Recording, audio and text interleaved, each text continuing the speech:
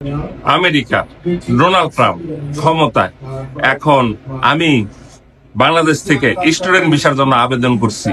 এই মুহূর্তে আমি আমেরিকা আসলে কি আমেরিকা থাকতে পারবো, কিংবা ডোনাল্ড ট্রাম্প কোনো সমস্যায় ফেলতে পারে স্টুডেন্টদের জন্য, কিংবা যারা আমরা ভিজিট ভিসায় আমেরিকা আবেদন করে রেখেছি এবং আমাদের স্বপ্ন আমেরিকা ড্রিম এবং আমেরিকায় ঘুরতে যাব, আমাদের কি কোনো প্রবলেম হবে ভিজিট ভিসায় এই আমেরিকায় আসতে? আজ এই বিষয় নিয়ে আপনাদের সাথে দু চারটি কথা বলবো। আশা করি ভিডিওটি শেষ পর্যন্ত দেখবেন। যারা আমেরিকা আসতে চান এবং এসে এখানে যাদের লক্ষ্য বা গোল আছে যে আমেরিকায় আমি একটা কিছু করব, কিংবা যারা স্টুডেন্ট এখানে পড়াশোনা করে সকলের একটা স্বপ্ন থাকে, তাদের জন্য আজকের এই ভিডিওটি। তাহলে চলুন শুরু করা যাক। সর্বপ্রথমে বলে রাখি আমি, যেটা হলো আমেরিকায় আপনার 2024-এর প্রেসিডেন্ট নির্বাচনে ডোনাল্ড ট্রাম্প জয়ী হয়েছেন এবং জয়ী হওয়ার পরপরই আমেরিকায় কিছুটা ব্যতিক্রম অর্থাৎ চেঞ্জিং পরিবর্তন আসতে শুরু করেছে, যা কিনা আমেরিকার অভিবাসন যারা আছে, আমেরিকা যারা বসবাস করে তাদের জন্য হয়তো বা কিছুটা ব্যাঘাত ঘটতে পারে। কিন্তু যারা বাংলাদেশ থেকে কিংবা অন্য দেশ থেকে স্টুডেন্ট ভিসার জন্য আবেদন করে রেখেছেন বা আমেরিকা আসবেন স্টুডেন্টরা, তাদের জন্য হয়তো বা তেমন কোনো পরিবর্তন হবে না। তবে যারা ভিজিট ভিসায় অর্থাৎ ট্যুরিস্ট ভিসায় আমেরিকা আসতে চাচ্ছেন এবং আমেরিকা এসে হয়তোবা সকলেরই একটা চিন্তা ভাবনা থাকে, যে মনে থাকে যে আমেরিকা আমি এমন একটা কিছু করতে চাই যেন এখানে আমার যে লক্ষ্য বা গোল বা আমি কেন আমেরিকা আসতে চাচ্ছি সেটা স্বপ্ন পূরণের জন্য।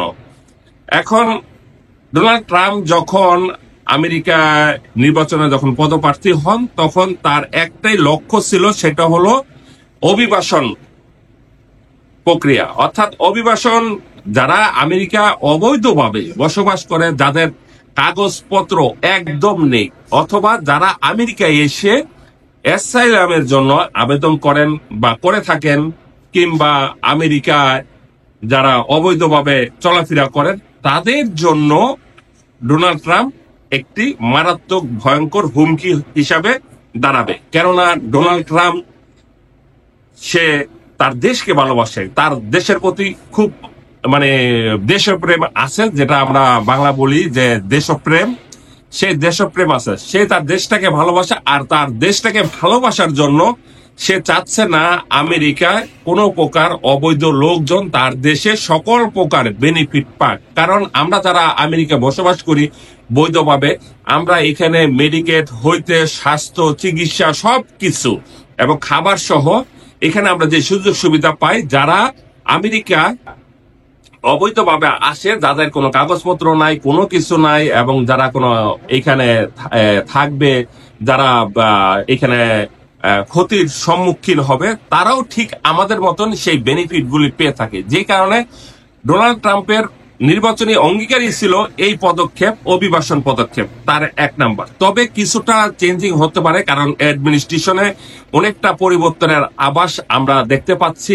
এখনো এটা পরিবর্তন হয়নি। হয়তোবা জানুয়ারির 20 তারিখ যখন ডোনাল্ড ট্রাম্প ক্ষমতা গ্রহণ করবে, ক্ষমতা গ্রহণের পরে হয়তোবা তখন বোঝা যাবে, কারণ সে তার সিনেট গুলিরে অর্থাৎ মন্ত্রিসভা এক এক করে সাজাচ্ছে, কারে কোথায় বসাবে, কারে কোথায় রাখবে, এবং স্টুডেন্ট ভিসার ক্ষেত্রে কে থাকবে, ইমিগ্রেশনে কে থাকবে, এরকম করে প্রত্যেকটা ধাপে ধাপে তার প্রত্যেকটা লোকজন সে পার্ট বাই পার্ট সেট করতেছে। কারণ এখনো কেউ ক্ষমতায় গ্রহণ করেনি। যখন 20 তারিখ অর্থাৎ 19 তারিখে সকল বর্তমান যারা এখন সিনেটে আছে অর্থাৎ মন্ত্রিসভা আছে, এরা যখন পদত্যাগ করবেন, যখন নতুন লোক যখন ক্ষমতায় যখন আসবে বা তারা যখন ক্ষমতাটা নিবে, হাতে নিবে, তখন বোঝা যাবে খেল কাকে বলে। হয়তো বা যারা এখানে আপনারা যারা ভিজিটে এসে যেমন আগের মতন এসএলএম করে এখানে থাকার একটা সুযোগ সুবিধা পাওয়া যায় বা গ্রিন কার্ড পাওয়ার একটা সম্ভাবনা থাকে, সেইটার ক্ষেত্রে হয়তোবা অনেকটা প্রভাব পড়তে পারে। আগের মতন এরকমটা হবে না। আর এখন তো মনে হয় না কেউ আসতেছে, এই কারণে আমেরিকায় প্রচুর লোকজন আসা বন্ধ করে দিয়েছে এবং নিউ ইয়র্ক শহরটা প্রায় জনশূন্য হতে যাচ্ছে। কেননা নিউ ইয়র্কে প্রায় 2 লাখেরও অধিক অবৈধ লোকের বসবাস, যাদের কোনো কাগজপত্র নাই। তবে ডোনাল্ড ট্রাম্পের এই উদ্যোগটা পার্শ্ববর্তী দেশ, আমেরিকার পার্শ্ববর্তী দেশ মেক্সিকোর জন্য। কারণ মেক্সিকো থেকে প্রতিদিন মিনিমাম 50,000 লোক আমেরিকায় প্রবেশ করে।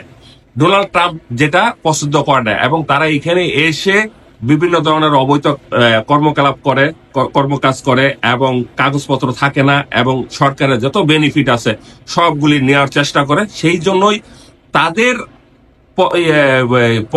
অ্যাকশনে এইগুলি এখন সারা পৃথিবীর যারা আমেরিকা বসবাস করতেছে সবাই আমরা একত্রে এই মানে ভুক্তভোগী হতে যাওয়ার আশঙ্কা প্রায় হচ্ছে। যে কারণে মনে করেন আমেরিকায় এখন লোক জনশূন্য হয়ে যাচ্ছে। তবে যারা আসবেন তারা অবশ্যই চিন্তা ভাবনা করে এখানে কিভাবে আপনি এসেছেন, এবং চিন্তা ভাবনা করবেন যেন বৈধভাবে, বৈধ উপায়ে যেন এখানে আসতে পারেন এবং বৈধ উপায়ে এখানে থাকবেন। এবং আপনি যদি চিন্তা ভাবনা করেন এখানে অ্যাসাইলাম করবেন বা কোনো কিছু করবেন, তবে অবশ্যই আপনার মাথায় গোল থাকতে হবে যে বৈধভাবে সবকিছু করতে হবে, অবৈধভাবে কোনো কিছু করতে পারবেন না। এবং ডোনাল্ড ট্রাম্প এটাও বলেছে যারা অবৈধভাবে এই দেশে ঢুকে এবং অবৈধভাবে গ্রিন কার্ড এবং পাসপোর্ট করেছে তাদেরকেও খুঁজে খুঁজে বের করে সে ডিপোর্ট করে দিবে। ডিপোর্ট মানে তার দেশে পাঠিয়ে দিবে। তা অতএব আপনারা যারা ভিজিটে আসতে চান তারা এইভাবে আসার চেষ্টা করেন। আর যারা স্টুডেন্ট আসবেন অবশ্যই আপনাদেরকে বেশি কেয়ারফুল থাকতে হবে, কেননা স্টুডেন্টদের উপর অনেক ছাড় দিয়ে রেখেছে। আর ডোনাল্ড ট্রাম্প যতটুকু আমরা জানতে পেরেছি অনেক ইউনিভার্সিটি আছে টাকার বিনিময় বাইরে থেকে লোক নিয়ে আসে, তারা এই দেশে লোক নিয়ে এসে, এবং সেই লোকগুলি এক সেমিস্টারের পরে দ্বিতীয় কোনো সেমিস্টার পড়ে না এবং এই দেশে অবৈধ হয়ে যায়। তো অতএব আপনি চিন্তা ভাবনা করবেন, কারণ ডোনাল্ড ট্রাম্পের কানে এই নিউজটা গেছে। তা ডোনাল্ড ট্রাম্প হয়তোবা স্টুডেন্টদের জন্য হয়তো আরেকটু কড়া পদক্ষেপ নিতে পারে। তবে ভয় পাওয়ার কিছু নেই। আপনারা যদি ঠিকভাবে আমেরিকায় এসে স্টুডেন্ট ভাবে যদি লেখাপড়া করেন এবং বৈধভাবে যদি সবকিছু করে থাকেন, আমার মনে হয় আপনি 2 থেকে 3 বছরের মধ্যে যারা স্টুডেন্ট থাকবেন তারা গ্রিন কার্ড পেয়ে যাবেন। তো আজকের ভিডিওটি এই পর্যন্তই। এরপর যদি কোনো ভালো নতুন কোনো আপডেট থেকে থাকে আমার কাছে বা আমি যদি জানতে পারি, সেটা নিয়ে আবার আরেকটি ভিডিও করব। আজ এই পর্যন্তই। সবাই ভালো থাকবেন এবং সুস্থ থাকবেন। আজকের মতন বিদায়। আল্লাহ হাফেজ।